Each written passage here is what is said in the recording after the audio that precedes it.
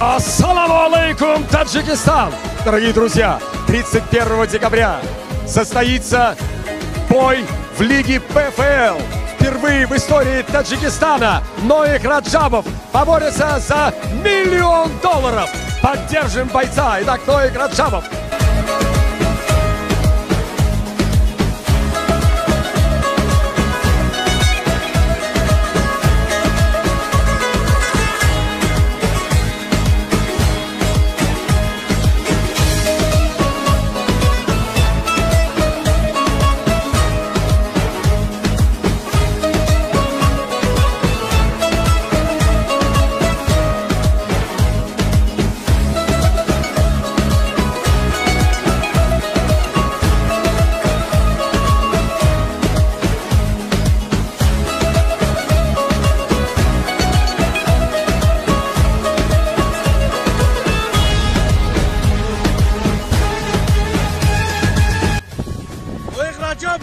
با باشموی تاجیکستان